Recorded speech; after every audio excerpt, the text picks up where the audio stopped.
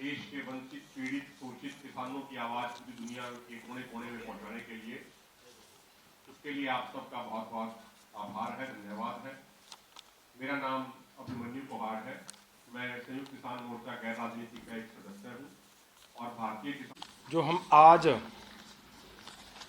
यहाँ press conference में बैठे आपके सामने बातचीत कर रहे हैं, हमारा कहने का मतलब ये है, आज एसकेएम नॉन पॉलिटिकल, जैसे अभिमन्यु कोहाड़ ने आपको बताया कि पूरे देश के अलग अलग राज्यों से आज किसान संगठनों ने इस एसकेएम नॉन पॉलिटिकल की बैठक में भाग लिया और इस बैठक में क्या क्या निर्णय लिए गए हैं, मैं ब्रीफ एक दो बातें आपके सामने रखूंगा। उसके बाद फिर पीयर पांडेयन जी ये भी अपनी बात रखेंगे, उनके बाद भाई साहब अनंतलाल जी आपके पास बात रखेंगे।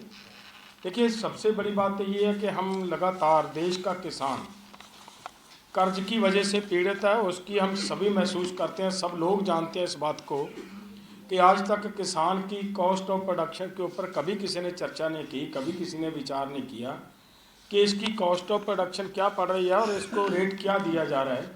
और कम रेट मिलने की वजह से देश का किसान सुसाइड कर रहा है। लगभग 7 लाख किसान आज तक सुसाइड कर चुके हैं।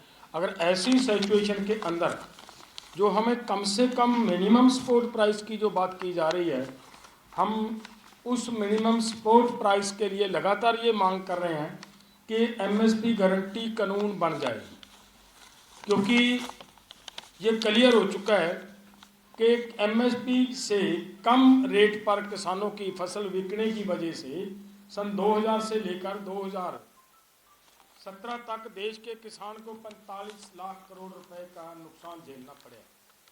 और दूसरी तरफ पार्लियामेंट के अंदर ही एक पेश हुई रिपोर्ट के अनुसार लगभग 18.5 लाख करोड़ का किसान के सर पे कर्ज है, जो आज बढ़ रहा है, बढ़कर मेरा ख्याल है आप सब मेरे से ज़्यादा जानते होंगे भाई 24 लाख करोड़ तक पहुंच चुके हैं।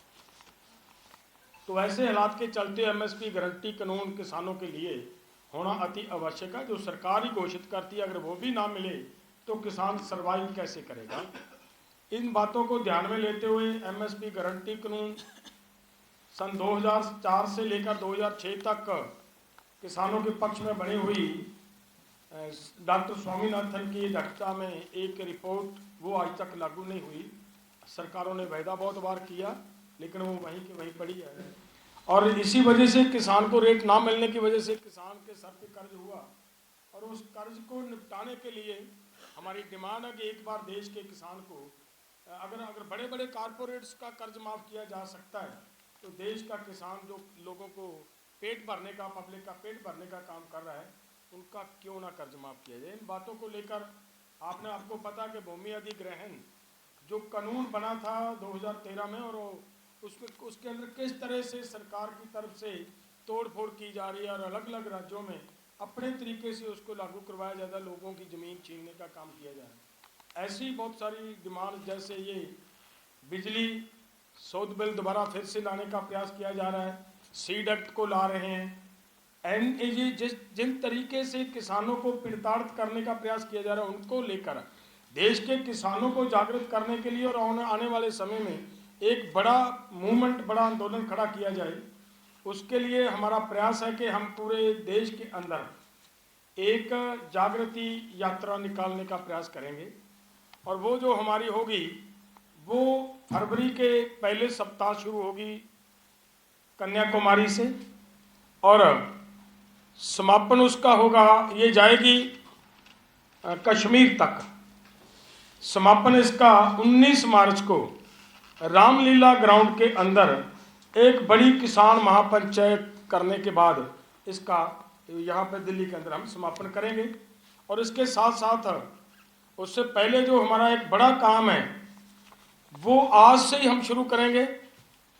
उस दिन, जिस दिन हमारा यहाँ पे एक बड़ी किसान महापंचायत होगी, वो सरकार को सौंपने का काम करेंगे। पूरे देश के अंदर अलग अलग गाँव से, हजारों नहीं लाखों गाँव से हमारा प्रयास है कि सभी गाँव से एक मेमोरेंडम, एक तरह का मता, जहाँ उसको क्या बोल सकते हैं,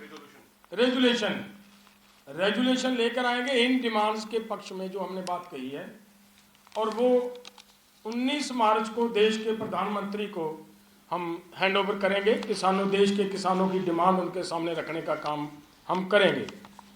और उसके अलावा कल हमारा प्रोग्राम है कि जो हमारी मानयोग सुप्रीम कोर्ट की तरफ से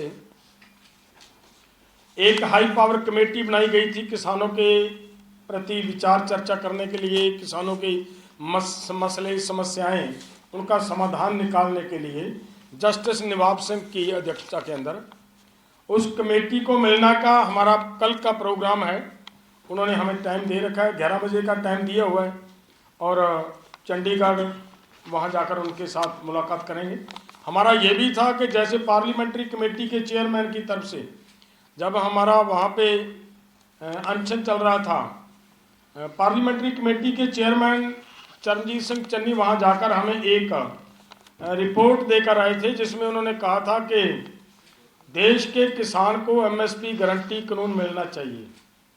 तो हमारा प्रोग्राम उनसे भी मिलने का है और उन्होंने टाइम भी दिया था, लेकिन आज अभी हमें उनकी सूचना मिली, उन्होंने फ़ोन किया हमें बैठक के दौरान कि उनका जो प्रोग्राम था साउथ में गए हुए हैं, वो उनका कुछ दिन का वो प्रोग्राम और लंबा हो गया है।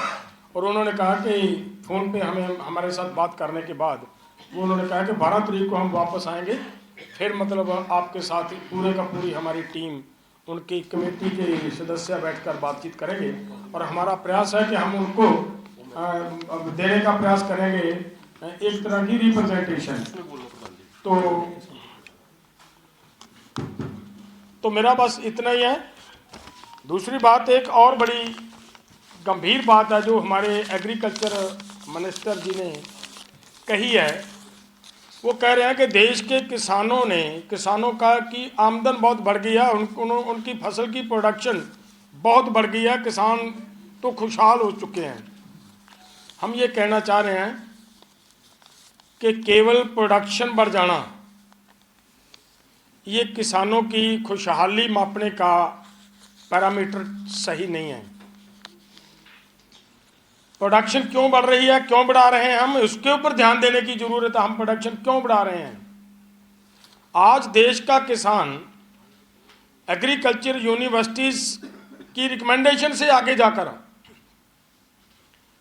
4-4, 6-6 बैग यूरिया के खाद के फर्टिलाइजर के डालने के लिए खेत में फसल को देने के लिए मजबूर हो चुका। क्यों?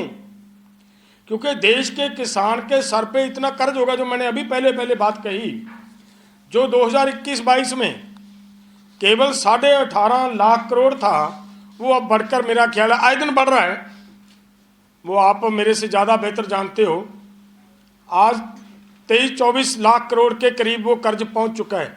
अगर उस कर्ज की वजह से कर्ज को वापस करना कैसे करे, उसके लिए किसान की मजबूरी है कि उसको प्रोडक्शन बढ़ानी ही पड़ेगी।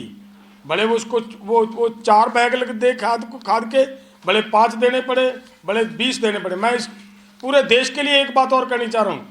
देखिए, अगर किसान प्रोडक्शन बढ़ाना ही किसान के पास एक रास्ता है कि किस तरीके से हम अपना कर्ज घुमा सकते हैं, और वो आने वाले समय में और भी डेंजरस हो सकता है।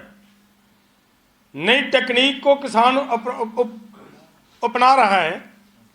अगर कल को किसान को कोई कंपनी जीएम सीड दे दे, जैसा इसमें सीड बिल में उनकी प्रावधान भी किया गया है कि अगर अमेरिका के अंदर, इंग्लैंड के अंदर कोई सीड रजिस्टर्ड हो जाएगा तो वो भारत में बिकेगा।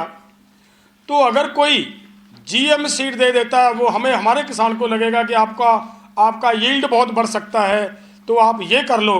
तो वो किसान मजबूरी बस उसके सर पे कर्ज इतना है कि अपने देश के लोगों को वो जीएम सीड का अनाज खिलाने के लिए मजबूर हो जाएगा। ये केवल किसान की पीड़ा नहीं है, ये हमारी सबकी पीड़ा है, पूरे देश के लोगों की पीड़ा है। इसलिए सरकार को इस बात का पैमाना रखना कि उसका तो प्रोडक्शन बहुत बढ़ गई है, शायद किसान मतलब बहुत खुशहाल हो गया है। ये मुझे लग रहा है, ये सोचने की बजाय ये सोचना चाहिए कि किसान के सर पे कर्ज किस मकदार में बढ़ रहा है, उसको कैसे रोका जाए। सुसाइड दर कैसे बढ़ रहे हैं, इसको कैसे रोका जाए। ये हम सरकार की इस बात का खंडन करते हैं और सरकार को ये भी कहेंगे कि सरकार आगे से ऐसे झूठी बयानबाजी करने से थोड़ा गुरेज करे। और यहाँ दिल्ली में आकर 19 मार्च को इसका समापन किया जाएगा रामलीला ग्राउंड के अंदर एक बड़ी किसान महापंचायत के साथ। और वहाँ उसी दिन जो पूरे भारत के गांव से हम वो दस्तखत की एक मुहिम चलाकर मेमोरेंडम या वहाँ से लोगों से वहाँ से लेकर आएंगे रेजुलेशंस, वो भी उस दिन मतलब प्रधानमंत्री को हम सौंपने का काम करेंगे।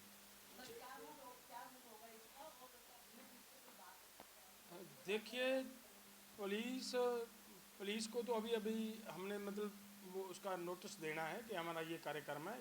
सरकार तो कभी नहीं चाहती कि ये किया जाए या कुछ हो, लेकिन हमारा काम है अपने किसानों के पास वो बात लेकर जाना और सरकार के पास अपनी बात लेकर जाना। अगर जिस भी तरीके से हमें ले जानी पड़ी हम लेकर जाएंगे।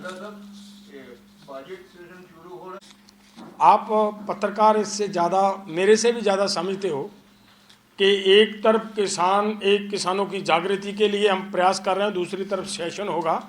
हमारा ये भी होता है कि किसानों की बात रोज़ की रोज़ मतलब पार्लियामेंट के अंदर सेशन में जाए। जी, नई बातें भी आई।